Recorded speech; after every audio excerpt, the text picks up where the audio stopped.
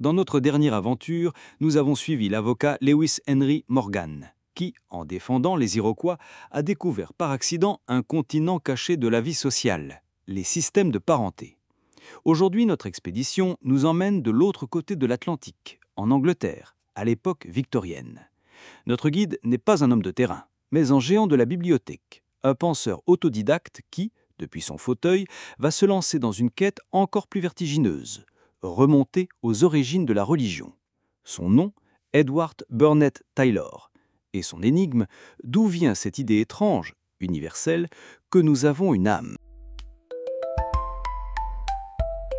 L'aventure de Tylor commence par un coup du sort. Issu d'une riche famille de Quakers, sa santé fragile l'empêche de reprendre l'entreprise familiale. Les médecins lui conseillent de voyager vers des climats plus chauds. Le jeune Tylor part pour le Nouveau Monde. C'est là, lors d'un voyage au Mexique en 1856, que le déclic se produit. En observant les vestiges des civilisations anciennes et les coutumes des peuples locaux, il est fasciné par une question. Comment les sociétés évoluent-elles ? Comment passe-t-on de la sauvagerie à la civilisation ? De retour en Angleterre, il va consacrer sa vie à cette interrogation. Il n'est pas un aventurier des jungles, mais un aventurier des bibliothèques. Il dévore des centaines de récits de missionnaires, d'explorateurs, de commerçants du monde entier, à la recherche d'indices, de survivance, ces coutumes ou croyances anciennes qui persistent dans les sociétés modernes, comme des fossiles vivants.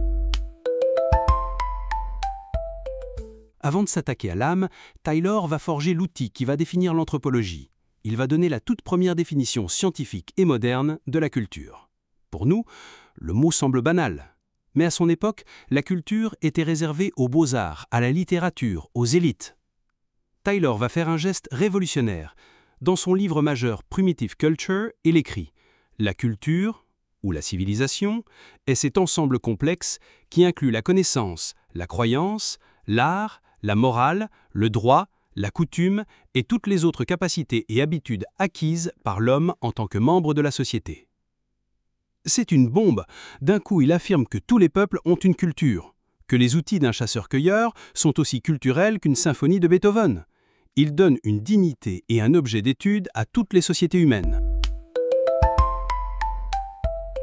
Armé de ce nouvel outil, il s'attaque à son énigme, l'âme. D'où vient cette croyance en un double immatériel qui peut quitter le corps pendant le sommeil et survit après la mort ? Son hypothèse est d'une simplicité géniale. Il nous demande de nous mettre à la place du premier homme, de ce qu'il appelle le philosophe sauvage. Cet homme primitif est confronté à deux expériences universelles et troublantes, la mort et le rêve. Dans ses rêves, il voyage, il rencontre des parents morts, il vit des aventures, puis il se réveille et il n'a pas bougé de sa hutte. Comment expliquer ce paradoxe ?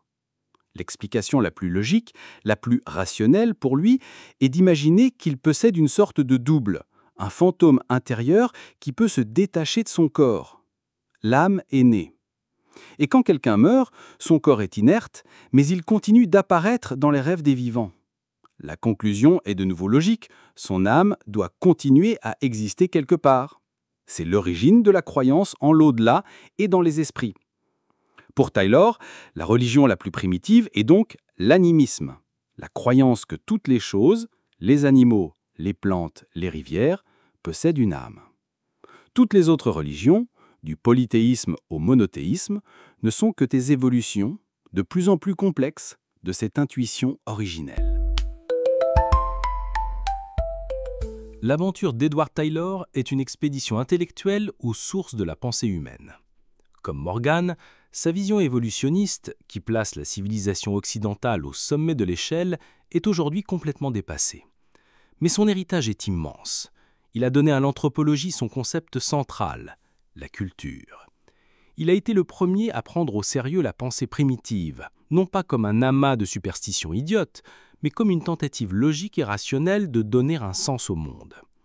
Il nous a invités à chercher le philosophe qui se cache en chaque être humain, quelle que soit sa culture. Dans notre prochain épisode, nous suivrons un autre de ces géants en fauteuil, Sir James Frazer, qui va reprendre la quête de Tyler et l'emmener à une échelle monumentale.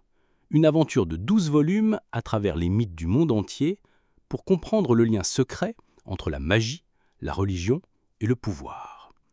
D'ici là, pensez à vos rêves, à ces voyages étranges que fait votre esprit chaque nuit, et demandez-vous quelle théorie vous auriez inventée pour les expliquer si vous étiez le premier œuf.